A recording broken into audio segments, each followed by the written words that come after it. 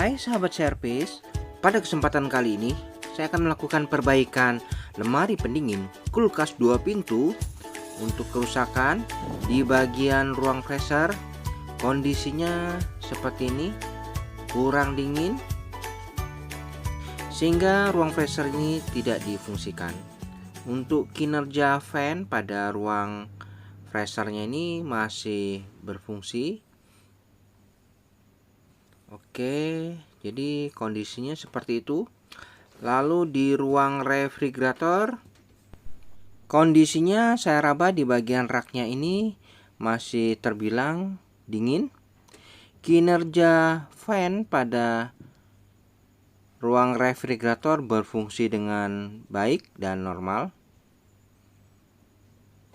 Oke, lalu kita lihat untuk modelnya, yaitu SJ68LA2G. Ini adalah kulkas SAP 2 pintu. Untuk kerusakannya di bagian ruang freezer tidak dingin. Saya raba di dinding-dindingnya ada terasa hangat sedikit. Oke, kita akan intip ke bagian belakang. Di bagian belakang kita lihat ada tabel diagram kelistrikan serta spesifikasinya nampak jelas. Untuk diagram kelistrikannya menggunakan sistem timer. Lalu kita menuju ke bagian dapur pacunya. Saya raba di pipa tekannya ini tidak ada terasa panas. Filter dryer juga tidak ada terasa hangat. Mesin kompresor yang digunakan menggunakan Kibi 91C24GAXO yang kategorinya adalah 1/4 PK. Baik, saya akan lakukan pengukuran terlebih dahulu berapa arusnya saat running ini. Saya pasang tang ampere menunjukkan arus di 1,62 ampere. Wah, cukup lumayan ya. Oke, jadi apa ini kerusakannya? Kita akan cari tahu. Ada baiknya saya akan lakukan pembongkaran di bagian ruang freezer. Saya akan lihat bagaimana kondisi evaporatornya ini. Apakah saljunya terbentuk?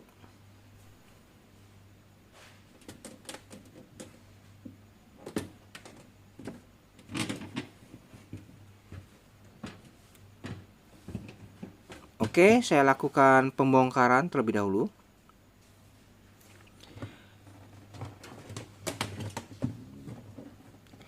Nah, ini saya akan lihat bagaimana kondisi evaporatornya setelah saya lakukan pembongkaran. Ya, nampak jelas di bagian evaporator, di bagian pipa paling atas terdapat bongkahan es. Nah, seperti ini ya. Jadi saljunya hanya terbentuk sebagian. Untuk kasus seperti ini ada indikasi kebuntuan freon atau sirkulasi freon yang tidak lancar, sehingga salju yang terbentuk pada evaporatornya ini hanya di bagian pipa atasnya saja. Oke ya, jadi seperti itu.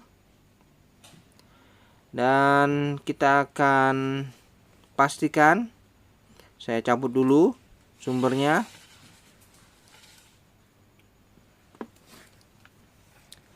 Langkah pertama seperti biasa, saya akan pastikan apakah ada kandungan gas freon pada sistem, sambil saya akan pasangkan sedikit pipa kapiler. Oke, saya akan lubangi pipa kapiler ini. Seperti biasa, saya gunakan paku. Saya akan buatkan lubang untuk pipa kapiler.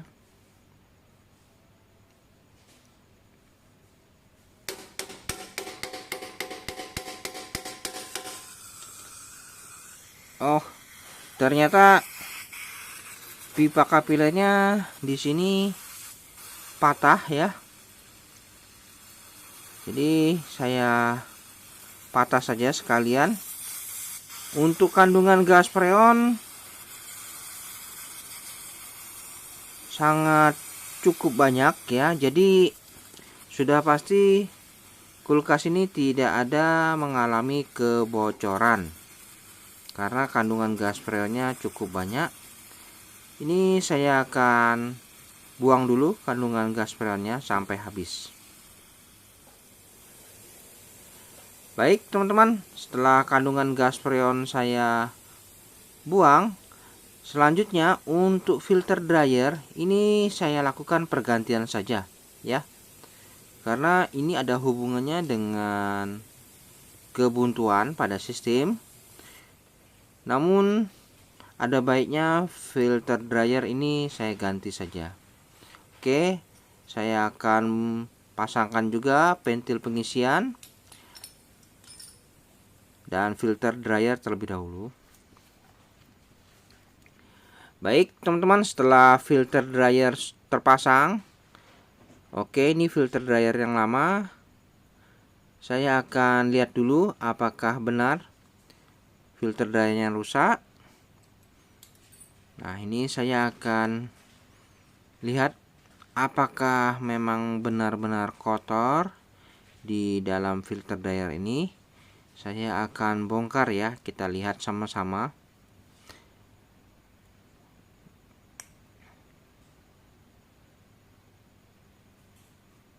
Untuk filter dryer ini adalah sebagai penyaring kotoran, atau lebih pastinya sebagai pelindung dari pipa kapiler. Jadi perannya filter dryer ini adalah sebagai pertahanan, perlindungan pada pipa kapiler agar pipa kapiler tidak mudah termasuki oleh benda-benda asing seperti serbuk, kotoran yang berasal dari mesin kompresor.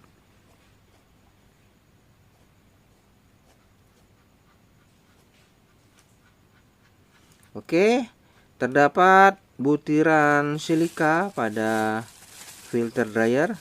Terlihat nampak masih bening, putih ya. Sepertinya filter dryer ini kondisinya masih baik-baik saja. Oke, kita intip di bagian penyaringnya seperti kasa di dalam ya. Saringan di bagian pertama nampak terlihat bersih. Saringan yang kedua seperti kasa ini terlihat juga masih bersih. Oke, tidak masalah ya.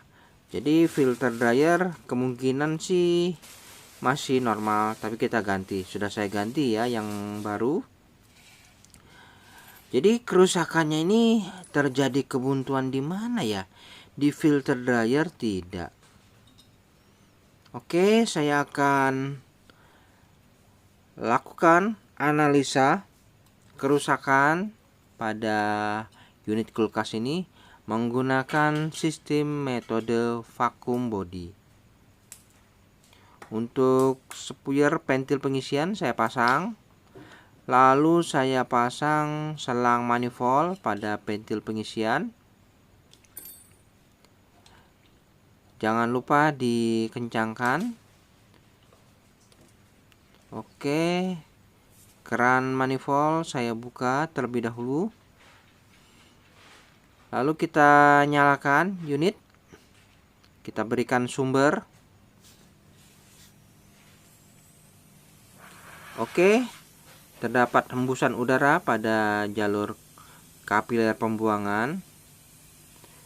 Saat ini keran manifold saya tutup, maka jarum manifold akan turun. Maka proses pemvakuman berlangsung. Oke, saya akan siapkan cairan metil atau Tauson untuk melihat di mana kerusakannya ya.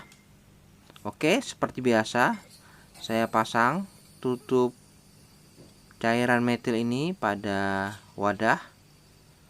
Kemudian cairan metil ini saya gunakan sebagai petunjuk untuk mengetahui apa permasalahannya. Oke, biarkan dulu dalam beberapa menit sampai udara yang keluar pada jalur pembuangan kapiler ini sudah mulai sedikit melemah. Oke, seperti ini. Saya berikan cairan metil ya. Lihat, ada gelembung-gelembung udara yang keluar pada jalur pembuangan. Nah, kita bisa lihat dari gelembungnya ini akan nampak apa kerusakannya. Apakah ada kebocoran ataukah ada kebuntuan? Semua jelas terlihat di sini terjawab. Oke, kita amati gelembungnya ini kurang lebih 15 menit ya. Pastikan dalam waktu 15 menit gelembungnya ini harus berhenti. Jadi kita lihat dari gelembungnya ini paling tidak itu 10 menit sampai 15 menit itu harus berhenti ya. Oke, ini kan gelembungnya masih gencar ya, kita biarkan dulu. Kita amati terus gelembungnya ini sambil kita rileks santai dulu ya. Jadi kita akan lihat nanti dalam waktu 10-15 menit apakah gelembungnya ini berhenti atau tidak. Oke, kita amati terus ya gelembungnya ini bagaimana. Nanti kita bisa dapat kesimpulannya.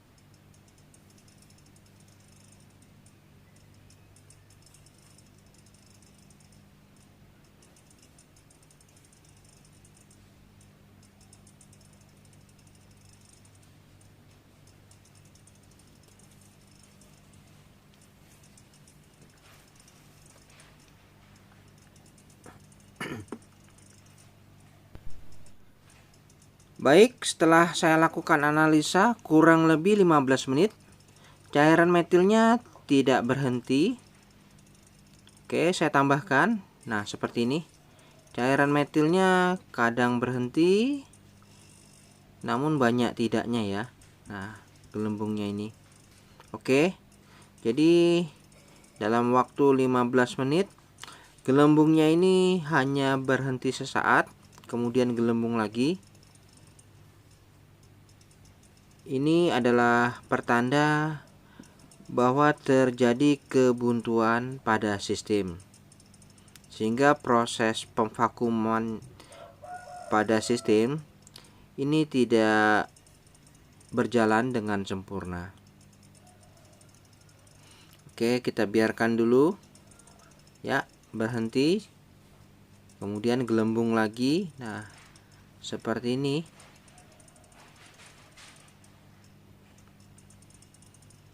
Oke, apabila saya tambahkan cairan metil tidak ada pengaruh,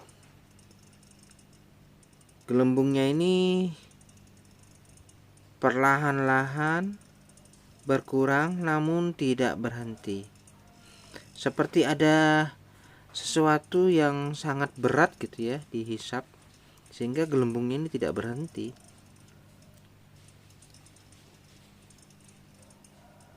Oke. Dan proses analisa ini sudah memakan waktu kurang lebih sekitar 20 menit. Karena di menit 10 sampai 15 itu hanya berhenti sedikit.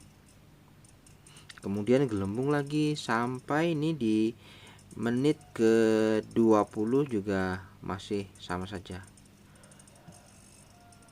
Nah, nih gelembungnya deras lagi. Oke, saya cabut dulu sumbernya. Kita lihat apakah cairan metil ini terhisap. Dan ternyata tidak ya teman-teman. Cairan metil tidak terhisap, menandakan ada kebuntuan pada sistem. Seharusnya apabila sumber ini saya matikan, itu secara otomatis cairan metil ini akan terhisap. Oke, dari sini sudah dapat kesimpulan bahwa permasalahannya yaitu terjadi kebuntuan pada sistem. Nah, untuk kebuntuannya di mana? Di filter dryer tadi kita sudah pastikan tidak ada masalah. Jadi saya beranggapan ini terjadi kebuntuan pada pipa kapiler. Oke, kita buktikan. Saya potong saja di pipa kapiler yang menuju ke jalur evaporator. Saya potong saja. Nah, dari sini kita akan tes lagi ya, apakah cairan metil itu tetap terhisap atau tidak. Oke, ya saya potong. Nah, ini saya akan berikan cairan metil. Apakah cairan metilnya terhisap juga? Oh, tidak ya, teman-teman. Jadi fix ini terjadi masalah di pipa kapiler karena terjadi kebuntuan. Nah, tidak terhisap ya. Ini prosesnya ini lagi proses vakum, harusnya terhisap. Jadi pipa kapilernya ini saya anggap sudah rusak dan tidak layak lagi dipakai. Oke, untuk proses pembuktian saya nyalakan unit. Apakah pada jalur pipa kapiler di filter dryer ini menghembuskan udara ya. Saya berikan sumber. Oke. Ya. Terdapat semburan udara pada jalur pipa kapiler yang di filter dryer. Artinya tidak ada masalah ya di bagian filter dryernya ini. Kondisinya normal saja. Namun permasalahannya ternyata terjadi masalah pada pipa kapiler. Oke, pipa kapilernya berada di dalam unit. Jadi kita akan ganti saja pipa kapilernya dengan yang baru. Baik teman-teman, setelah saya lakukan pergantian jalur pipa kapiler, nah ini pipa kapiler yang baru, saya sambung saja. Oke, saya buatkan lubang di bagian belakang seperti ini. Dan pipa kapiler yang lama tidak saya gunakan, masih tetap ada. Nah, seperti ini ya. Jadi setelah dilakukan pergantian pipa kapiler, dilakukan proses pemvakuman, kemudian dilakukan proses pengisian freon. Kita lihat bagaimana hasilnya pada jalur evaporatornya. Ya, ini pipa kapiler yang lama tidak saya pakai dan saya buatkan kapiler yang baru. Dan hasilnya seperti ini. Proses saljunya sudah mulai terbentuk pada evaporator. Kemudian saya akan rapikan saja kap-kapnya ini. Oke, setelah dilakukan proses perapian pada jalur kap freezer, kinerja fan pada ruang freezer pastikan berfungsi dengan baik. Kita akan biarkan dulu dalam beberapa menit bagaimana hasilnya setelah dilakukan proses pengisian freon.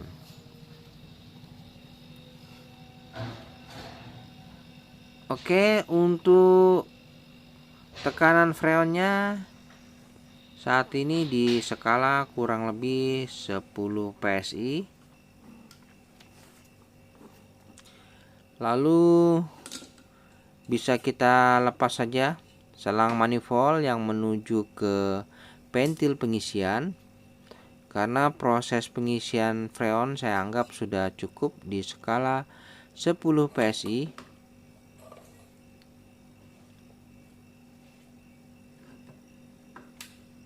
Oke, untuk arusnya bisa kita lihat saat ini di skala